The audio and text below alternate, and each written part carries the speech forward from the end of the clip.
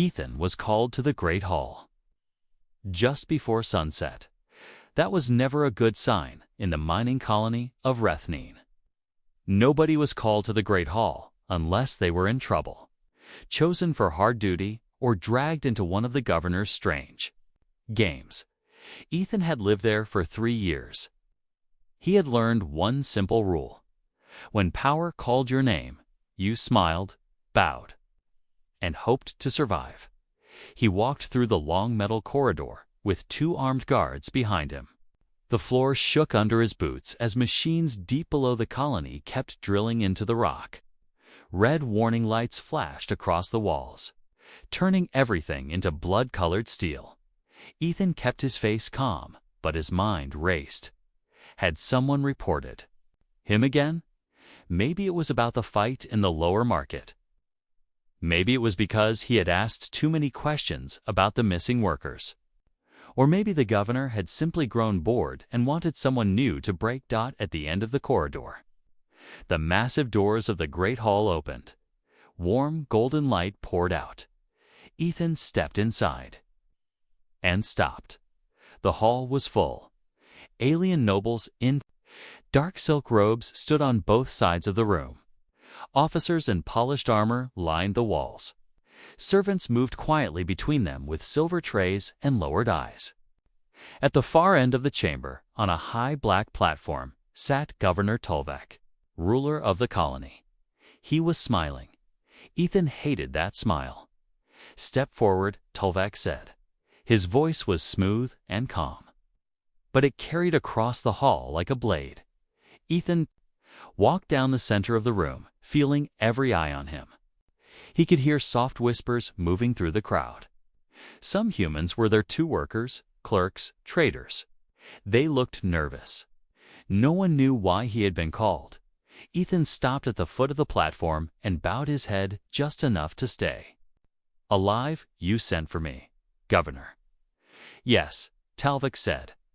"Tonight, I reward loyalty." That made Ethan even more uneasy. Talvik lifted one hand. The side doors opened. 2 lines of guards entered first.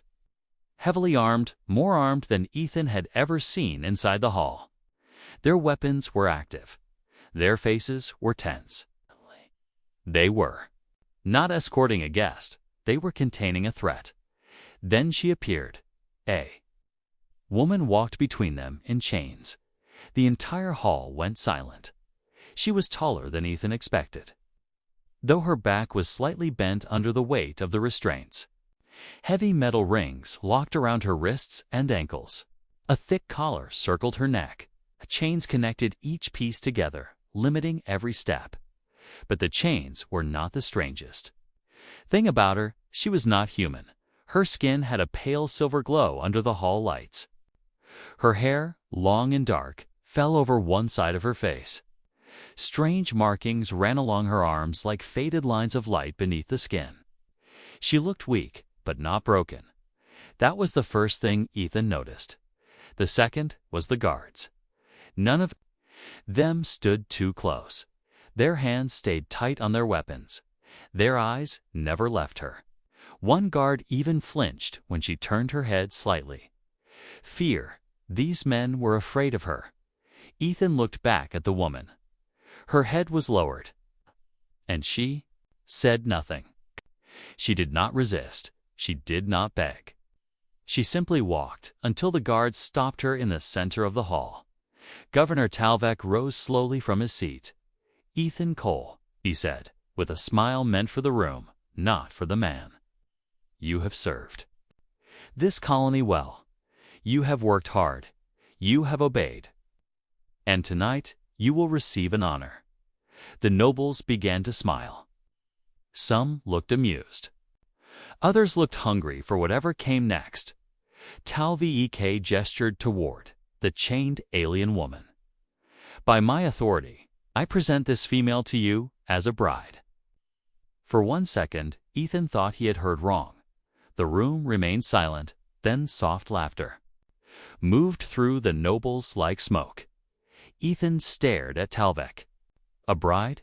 Talvik's smile widened. "A rare gift. You should be grateful." Ethan looked at the woman again. She still had not raised her head. Something cold moved through his chest. This was wrong. More than wrong. This was not a marriage. It was not a reward. It was some kind of display, some cruel joke, or something worse. He could feel it in the room, in the way people watched, in the way the guards held their breath. "What is she?" Ethan asked before he could stop himself. A few people gasped. Talvik's eyes hardened for just a moment. "She is yours. That is all you need to know." Ethan knew he should stay quiet. He knew one wrong word could end him. But the sight in front of him made his stomach turn. "She's in chains," he said. Talvik's voice became colder. "For her safety and yours." That answer made no sense. The governor stepped down from the platform and walked around the prisoner as if showing off a valuable animal. "She came from far beyond this sector," Talvik said. "Her kind are difficult. But tonight, she belongs. To you?" At last, the woman lifted her face. Her eyes met Ethan's. He forgot the room, forgot the governor, forgot the crowd. Her eyes were not empty. They were not helpless. They were sharp, clear, and filled with something he could not name. Not fear. Not exactly. It looked more like warning then. Almost too softly to notice, she looked toward the nearest guard. The guard took a step back. Ethan saw it. Talvik saw it too. The governor's smile returned, but it looked forced now. "Take her," he said. "Your new quarters have been prepared." Two guards pushed the woman forward. The chains dragged loudly across the polished floor. Ethan did not move at first. Every instinct told him to refuse, to shout, to demand answers. But men had vanished for less, so he stepped beside her as they turned to leave. The woman stumbled once. Ethan reached out without thinking and caught her arm. Before she hit the floor, her skin was cold. She froze at his touch. Then she leaned closer, just enough for her lips to move near his ear. Her voice was barely a whisper. "If you free me now," she said, "they will all die, and you will be the first." Ethan went still. The guards did not seem to hear. The hall remained silent behind them. But inside Ethan, everything changed. Ethan did not speak again until Nistasu. The hall was far behind them. The guards led him and the chained alien woman through a private upper corridor. Away from the music, the laughter, and the cruel smiles of Governor Talvik's court. The bright gold lights of the great hall faded into dim blue strips along the walls. Here, the colony felt colder, quieter, more honest, but Ethan's mind was louder than ever. "If you free me now, they will all die, and you will be the first." Her words stayed in his head with every step. It had not sounded like a threat. That was the strange part. If she had wanted to scare him, there would have been hate in her voice, sharpness, anger. But there had only been warning, calm and cold, like someone speaking a terrible truth. The guards stopped at a metal door at the end of the corridor. One of them keyed in a code. The door slid open with a low hiss. "These are your quarters now," the guard said. Ethan looked inside and almost laughed. The room was larger than the one he had before, with clean walls, polished metal furniture, and a wide window showing the dark cliffs outside the colony dome. There was even a second room beyond it, prepared like a private chamber. Governor Talvik really meant to make this look like some kind of gift, a prison made to look like a reward. The guards shoved the woman inside first. Her chains hit the floor with a heavy clatter. Ethan stepped in after her. "Do not remove her restraints." The second guard said quickly. Ethan turned. "Why?" The two guards exchanged a glance. That was answer enough. The first guard forced a hard smile. "Governor's orders." Then the door shut. The lock sealed from the outside.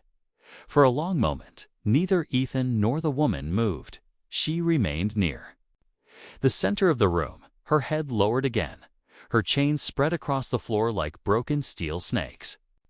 Ethan stood by the door, still trying to understand what had just happened. Finally, he looked at her. "Who are you?" No answer. He took one careful step closer. "Back there, what you said." "What did you mean?" Still silence. Up close, she looked even more unreal.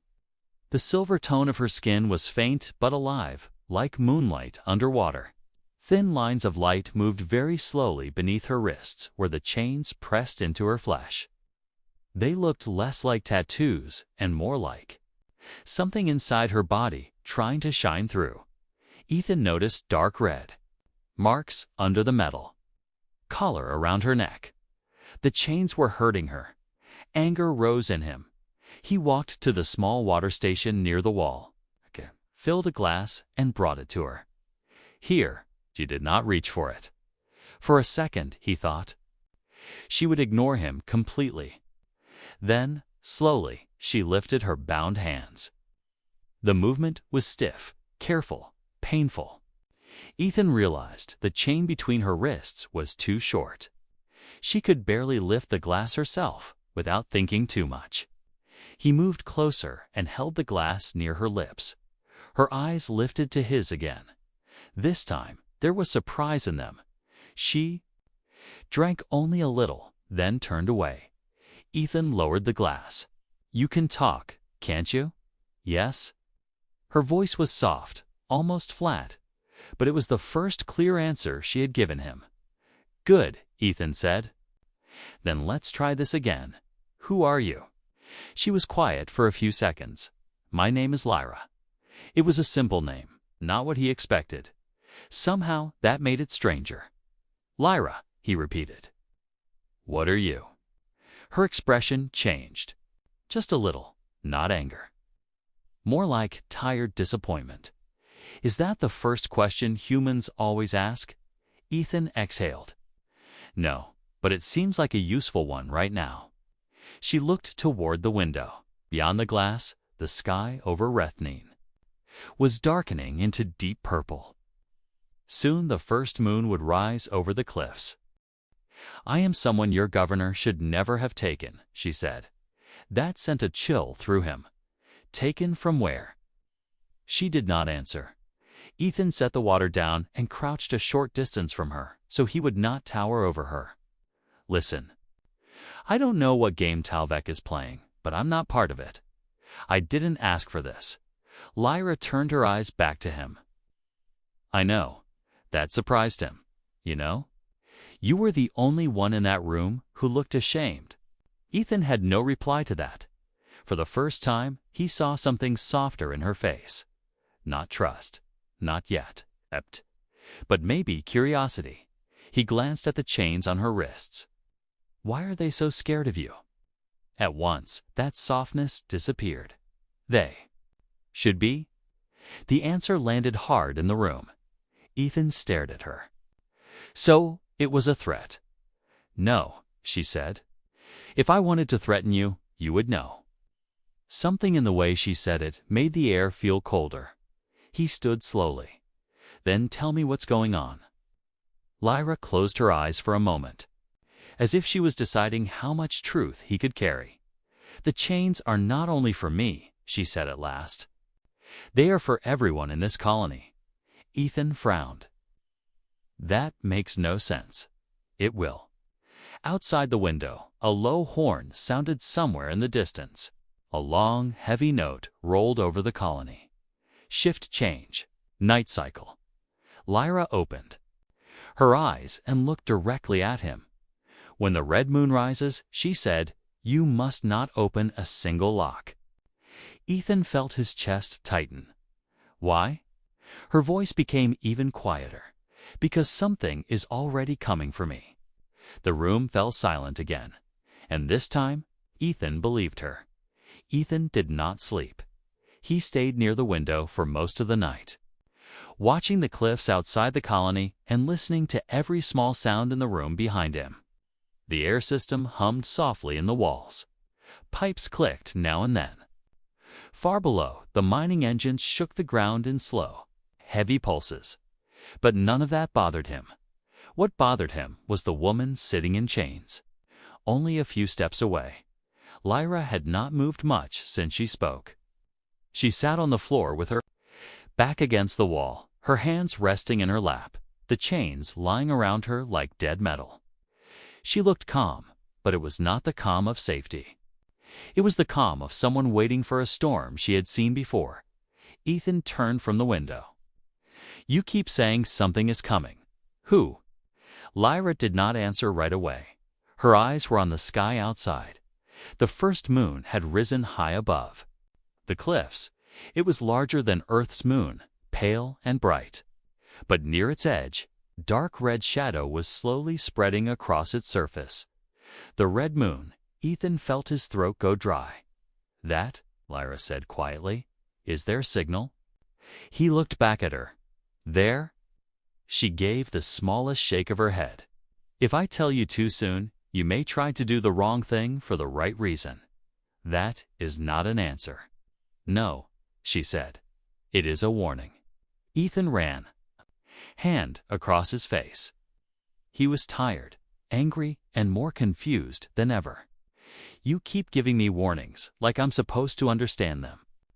I don't. Talvek drags me into the hall, hands me a chained alien bride, and now you tell me the moon is some kind of signal. What am I supposed to do with that?" Lyra looked at him for a long moment. Then she said, "Stay alive until morning." Before Ethan could reply, the door lock clicked. Both of them turned. The door slid open. 2 servants entered, carrying trays of food and fresh cloth. Behind them stood the same 2 guards from before, weapons ready, eyes sharp. The servants placed the trays on the table without a word. One of them was human, older, thin, with tired eyes. He kept glancing at Lyra and then quickly looking away. The second servant, a small gray-skinned alien, moved even faster. His hands shook as he set down a bowl. Fear again. Everyone was afraid. Of her, the guards waited near the door until the servants finished. Then they left, locking the room once more. Ethan went to the table. There was bread, fruit paste, cooked protein, and a metal jug of water. Better food than he had eaten in months. Talvik really was putting on a show. He carried a plate toward Lyra. "You should eat." She looked at the food, but did not reach for it. "Is it poisoned?" Ethan asked. "No." "Then what?" Her eyes moved to the collar around her neck. Some restraints do more than hold. He looked closer. The metal collar was thick, darker than the other chains, with tiny marks cut into its surface. Symbols, maybe, or machine code. "Does it hurt?" "Yes." Ethan set the plate down and crouched in front of her. "Then let me help." At once, her gaze sharpened. "No. It's a chain, not a bomb. You do not know that." He stared at the collar again. For the first time, he noticed tiny blue lights moving under the edge of the metal, pulsing with her heartbeat. Not just chains, something much worse. Ethan sat back slowly. "Talvek knows what this thing does." Lyra gave a cold smile. "Talvek knows enough to be proud of himself." That sounded wrong in a different way, meaning he thinks he owns a weapon, and he doesn't. Lyra's voice dropped. "No one owns what he took." The room seemed smaller after that. Ethan stood and walked back to the table. He tore off a piece of bread but did not eat it. His mind was trying to fit too many pieces together. The chains, the fear, the false marriage, the red moon. The warning? He turned back to her. "Why me?" This time she answered faster. "Because you are human. That tells me nothing." "It tells me enough." He frowned. "Talvek hates humans." "He does not hate humans," Lyra said. "He fears what they become under pressure." Ethan almost laughed at that. "That's funny. Around here, humans become tired, hungry, and disposable." Lyra studied him carefully. "And still you reached for me." He said nothing. She looked down at her chains again. Most in that hall saw a prize. Some saw a threat. You saw a person. That hit him harder than he expected. Before he could answer, a sharp sound came from outside, 3 fast alarm tones. Ethan moved to the door. "That's not a shift change." "No," Lyra said. He went back to the window far across the colony, near the outer wall. Lights were flashing red. Small transport vehicles raced along the inner roads. Security drones lifted into the air one by one. Even from this distance, he could feel the sudden change in the colony's mood. Something was wrong. Then he saw movement on the ridge. Beyond the shield dome, dark shapes. Too large to be workers. Too fast to be local animals. More alarms began to sound. Ethan turned sharply. You knew this would happen. Lyra rose to her feet with slow effort. The chains dragged and rang softly against the floor. "I told you," she said. "What are they?" She stepped closer to the window, her face unreadable in the red light now spreading across the moon. "Hunters spelled Pevy's enemies." "No," she said. "Mine?" A deep explosion rolled through the colony a second. Later, the floor shook under Ethan's boots. Some way below we spring. Another blast followed. Closer this time. The lights in the room flickered. Ethan looked from the window to Lyra. She closed her eyes for one brief moment, as if hearing something far away. Then she whispered, almost to herself, "They found me faster than I hoped." The alarms outside turned into full emergency sirens, and from the corridor came the sound of running boots. The boots in the corridor were moving fast, too. Fast for guards on normal patrol. Ethan stepped back from the door just as voices shouted outside. Metal scraped. Someone yelled an order. Then came a burst of gunfire from somewhere deeper in the hall. The sound hit the room. Lyra did not flinch. She stood in the red light from the window. Still wrapped in chains, her face calm in a way that frightened Ethan more than panic would have. She had expected this. Maybe not the exact moment, but the event itself. That made her the only person in the colony who seemed ready. Another explosion shook the floor. The lights went out for half a second. When they came back, they were dimmer. Ethan rushed to the table and grabbed the heavy metal water jug. It was not much, but it was better than bare hands. He looked around for anything else that could be used as a weapon. A serving knife. A broken chair leg. Anything behind him. Lyra spoke in a low voice. "If they breach this level, they will kill everyone between here and me." Ethan looked at her. "That's supposed to help? It is supposed to make you move." Before he could answer, the door lock flashed red dot. Then it clicked open. Ethan raised the metal jug and stepped to one side of the entrance. The door slid apart. A guard stumbled in first, bleeding from the shoulder.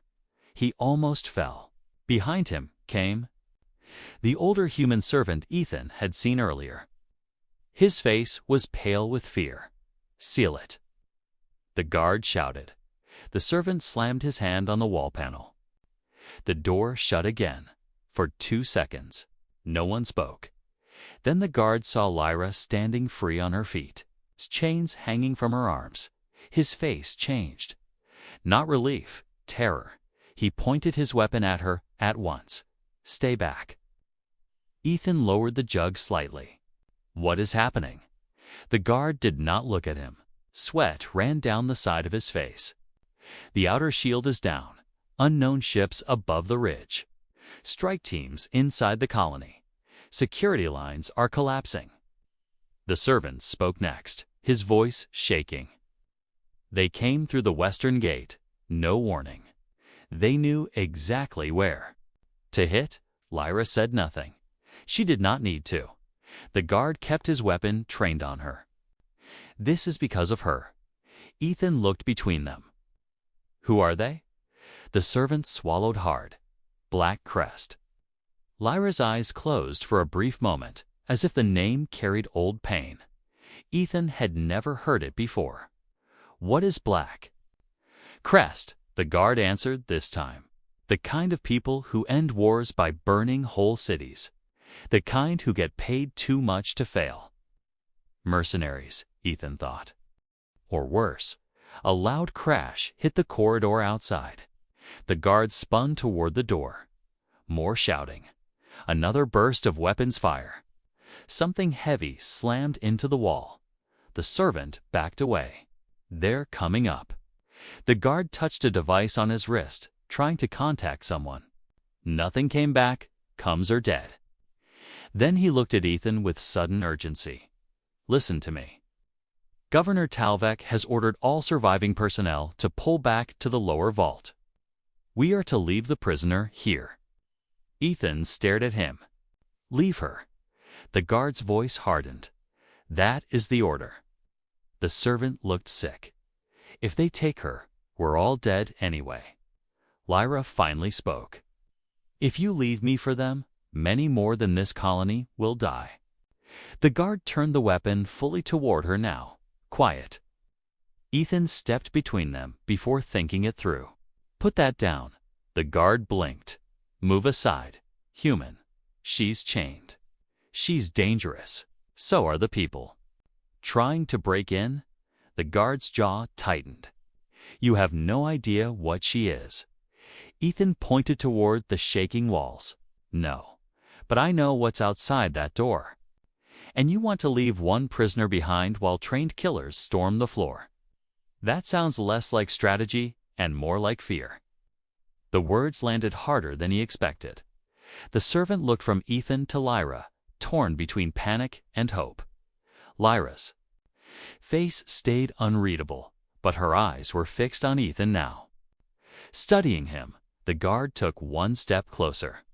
You think kindness will save you? You think she'll remember that when those chains come off? Ethan did not answer, because he did not know. He only knew one thing. Every person in this colony had treated her like an object, a weapon, or a monster. And somehow she had still warned him instead of using him. That mattered. Another impact hit the corridor. This one bent the door inward. The servant cried out. The guard cursed. No more time. He grabbed Ethan's arm. Come now, or die here. Ethan pulled free. No.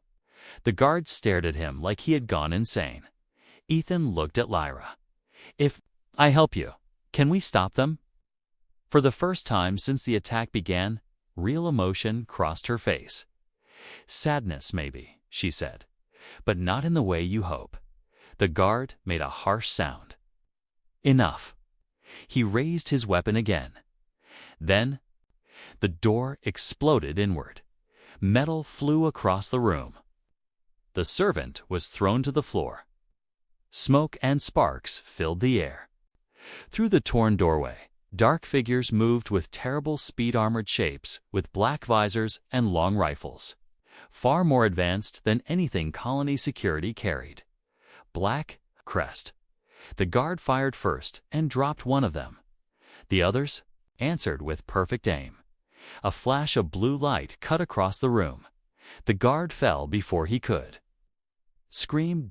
Ethan hit the floor behind the table as shots tore through the walls. The servant crawled toward the corner, shaking and sobbing, and in the middle of the chaos, Lyra stood motionless in chains. One of the black-armored soldiers stepped through the smoke and lowered his rifle at her. Not firing. Alive, he said to the others. The contract stands.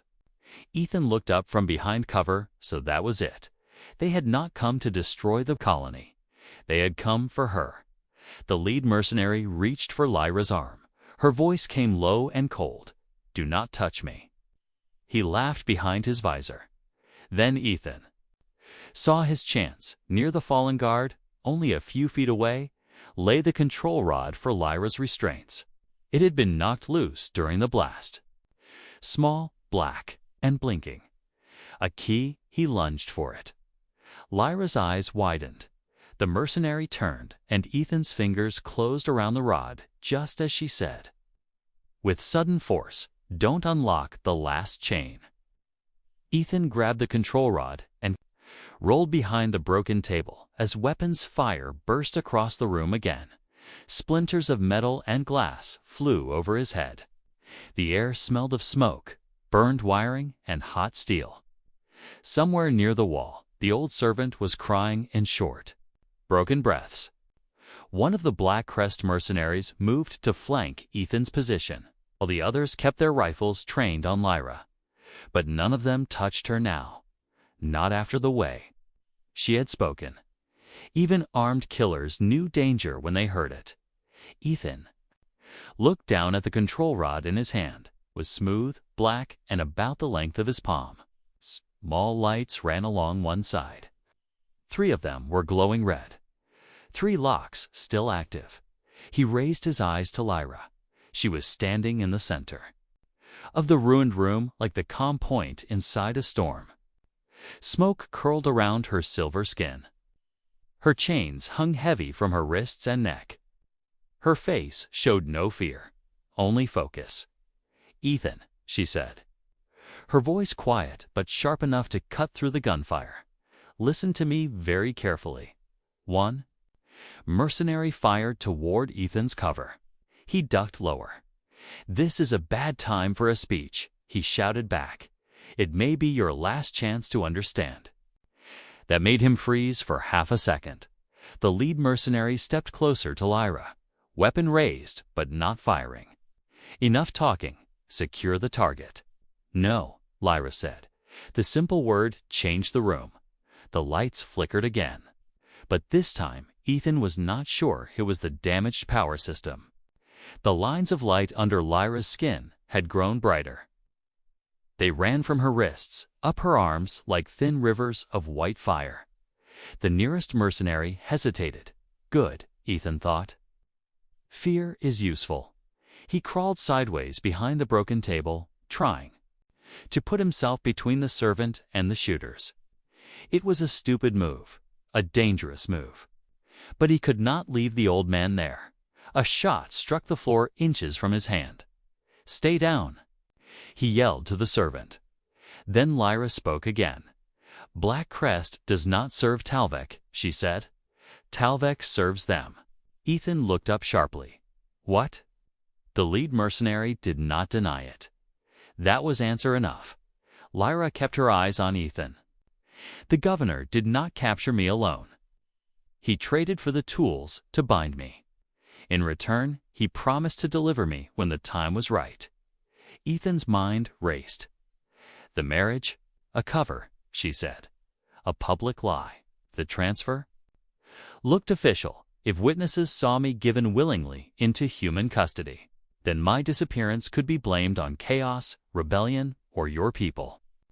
Ethan felt sick. Talvik had not chosen him by accident. A human worker. Easy to blame. Easy to erase. He looked at the mercenaries. "You came here for a handoff." The lead one gave a small shrug. "We came for what belongs to our client, Lyra's." Expression turned colder. "I belong to no one." The mercenary laughed softly. "That is not what the market says." Something dangerous moved behind Lyra's eyes then. Something old and deep and terrible. Ethan tightened his grip on the control. "Rod, why are they so desperate to have you?" This time, Lyra answered without pause. "Because I am the last living gate." The room went still. Even the mercenaries seemed to listen. Ethan stared at her. "I don't know what that means," she said. "You were never meant to." She took one careful step forward. The chains dragged behind her with a harsh metallic sound. "My people were not rulers. We were not soldiers. We were keepers." Her voice was steady now, but there was pain under it. Long before Talvik's empire reached these systems, long before Black Crest sold death from one star to another, my kind stood over places that should never be opened. Ethan swallowed. Opened to what? Lyra looked at him, and for the first time he saw real fear in her face. To the things that wait in the dark between worlds. No one in the room spoke. The old servant had stopped crying. One wounded mercenary near the door slowly tried to crawl backward. Lyra continued, "The gate is not a machine. It is alive. It is carried in blood, memory, and mind. My family line held one of the last seals." She touched the collar at her throat with bound hands. "When Black Crest found my world, they did not understand what they were taking." Talvek understood even less. They thought they had captured a weapon. "But I am not the weapon." Ethan felt cold all over. "You're the lock," he said. Lyra's eyes held his, double quotes, "yes." The word landed harder than any explosion. The lead mercenary raised his rifle again, more nervous now than confident. "Enough. We are done listening." "You should have listened," Lyra said. He fired. Ethan moved before thinking. He slammed the control rod against the floor panel beside him and hit the first release switch. A sharp tone filled the room. One of Lyra's wrist restraints unlocked with a violent snap. The nearest mercenary stumbled back. "Idiot!" Lyra shouted. Too late. The light beneath her skin flared brighter, and every screen in the room burst into static. Weapons trembled in mercenary hands. The air itself seemed to tighten. Ethan stared at the control rod. 2 red lights remained, not the last chain. He had remembered that much. The lead mercenary tried to fire again, but his rifle died in his hands. Lyra turned to Ethan, her voice suddenly strained, as if holding something back with all her strength. 2 locks remain.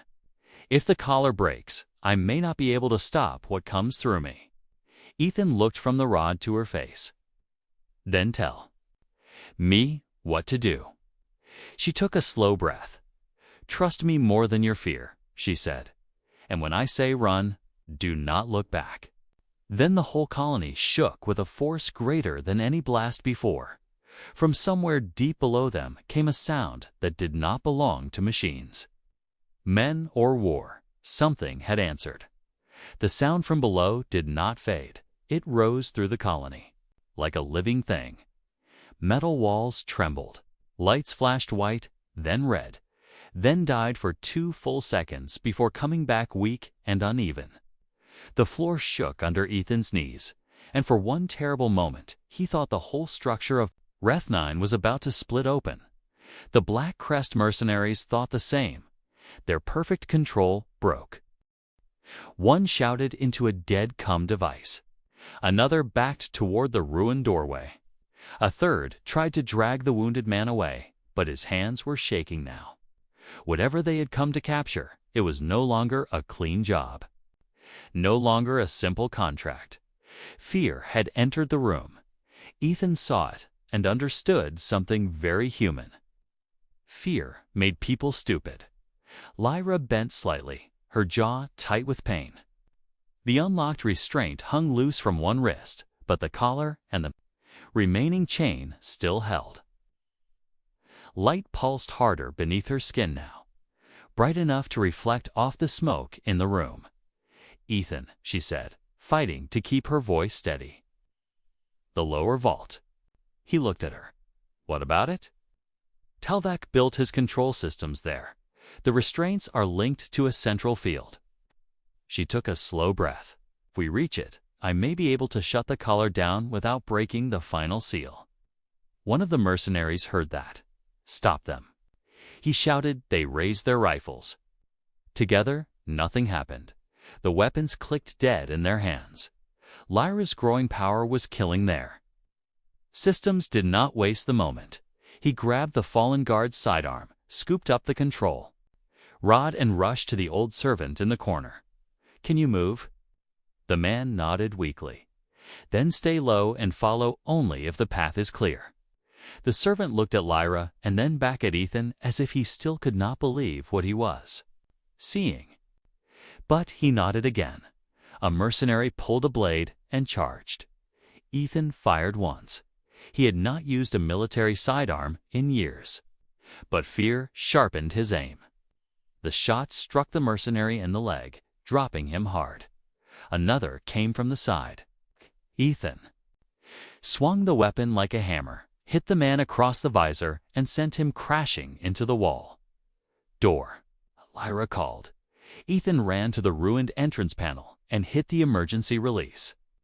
The bent door tried to close, jammed, then opened, just enough to crawl through. Go, he said. Lyra moved first, chains dragging loudly behind her. Even half-bound, she carried herself with strange force now, like someone fighting gravity and winning by will alone.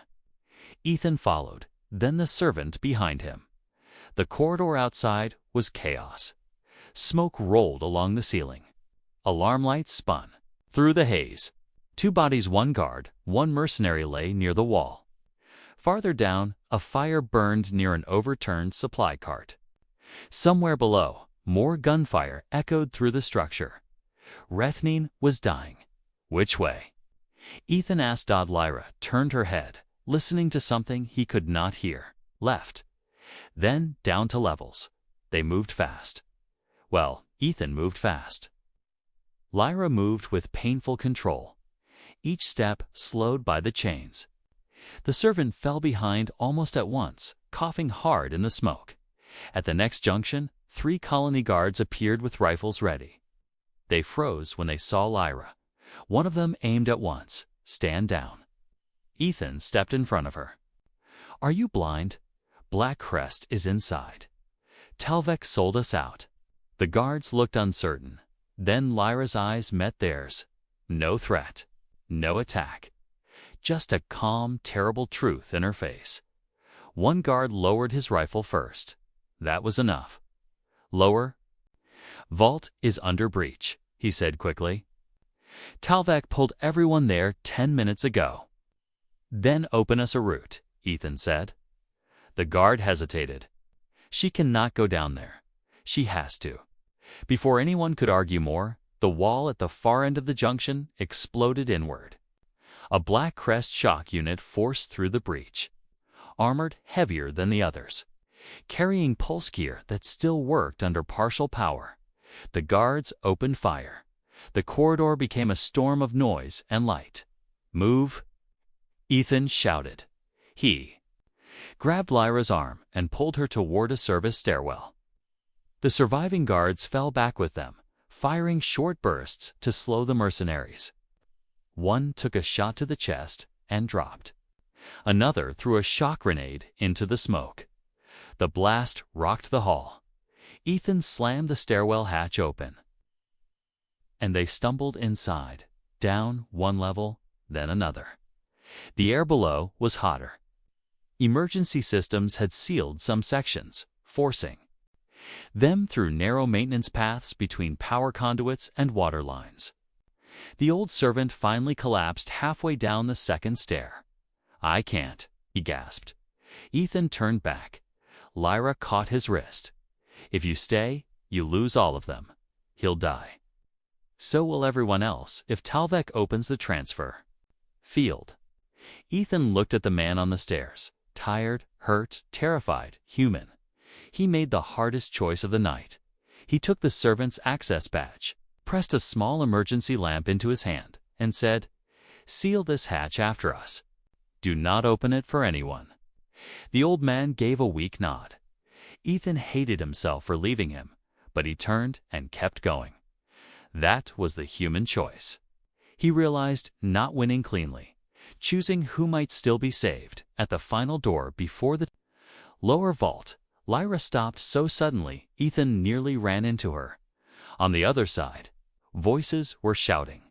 Talvek was there, and he was saying the one thing Ethan had feared most: prepare the collar for full release.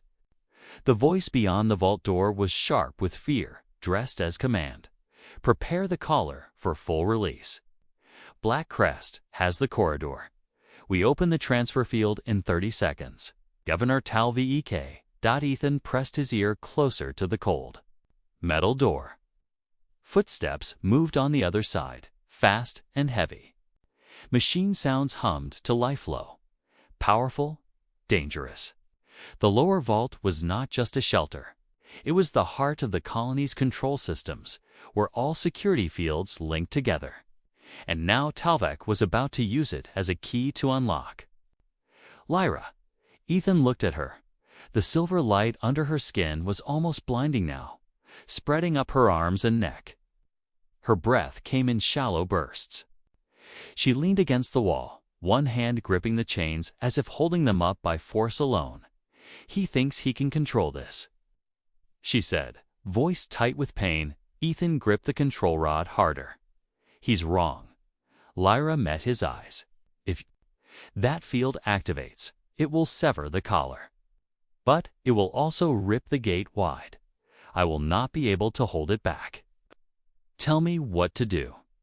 She touched the collar with trembling fingers. "The main control panel is at the center of the vault. Destroy the restraint field. Then open the lower power vent." Ethan nodded once. Simple plan. Stupidly dangerous. But he had come this far. He swiped the servant's access badge over the panel. Red light flashed. "Denied." "Lockdown," he said. More voices beyond the door. Weapons readying. Time was gone. Ethan stepped back and rammed his shoulder into the door handle. Once, twice, pain shot through his arm. He aimed a kick at the hinges. A mercenary pulse shot struck. The wall inches from his head. Black Crest had found them. The door buckled. Ethan kicked again. The hinges gave way. He threw his full weight against the metal slab. Crashed inward. The vault opened. Chaos-weighted console screens lined the walls, flashing error codes. Cables and control rods snaked across the floor. At the center stood Governor Talvik on a raised platform, surrounded by 6 of his personal guards. A massive power core hummed behind him, glowing blue with restrained energy. The governor's face twisted with rage when he saw Lyra. "You," he shouted. This was not the plan. Black Crest poured through side passages, firing from cover. Talvik's guards fired back. The vault turned into a kill zone. Ethan dove behind a fallen console. Lyra followed, chains dragging. Shots struck the wall above them. Panel. She called. Ethan saw it 3 meters away, a bank of controls with red lights blinking active. He ran. A guard spotted him and fired. Ethan rolled, came up firing the sidearm. He hit the guard in the shoulder, then reached the panel. It was locked with heavy armor plate. He slammed the control rod against it. The lights on the rod flashed. A sharp click, and the panel access slid open. Ethan tore out the central restraint core. Sparks flew. Alarms screamed. Across the vault. Lyra gasped as the collar loosened slightly. Talvik turned from the platform, his face pale. "Stop him." Too late, Ethan saw the power vent below the main consola grate covering a vertical shaft. Dropping into the colony's main reactor levels, he pulled the grate loose and looked back at Lyra. Now, shrieked. Every light in the room flickered. The chains began to hum. Lyra walked forward as mercenaries and guards paused for the first time. Weapons lowering slightly, uncertain, she reached the center of the vault. Talvik raised one hand in sudden panic. "Wait." "The deal," her voice cut through everything like glass. "There is no deal." She lifted her bound hands toward the collar. The final restraint snapped open. White light poured from her body. Not fire, not plasma. Something older. Something that filled the air with weight. The mercenaries dropped their weapons and fell to their knees. Talvik's guards stumbled backward. Even Talvik staggered, clutching his head as if his thoughts were being torn apart. Ethan watched from the vent opening. Lyra was not smiling. She was not triumphant. She looked like someone carrying a mountain. The power she released did not destroy. The vault, it touched every mind in the room. Guards saw their orders for what they world and greed. Mercenaries remembered contracts they had taken, worlds they had burned, faces they had left behind. Talvek screamed once, then fell silent. His eyes emptied, not dead, broken. Lyra turned to Ethan. He saw the cost on her face. Her silver skin was fading. The light under it dimmed. "It is done," she said softly. He stood slowly. The gate closed. The fighting stopped. Survivors across the vault looked at her. Not with fear now, but awe. Not a monster. A guardian. Ethan walked toward her. The chains lay scattered across the floor like dead things. She looked at them, then at him. "I was never your bride," she said. "No," Ethan said. "You were never anyone's." Lyra gave her first real smile. Small, tired, grateful, beyond. T.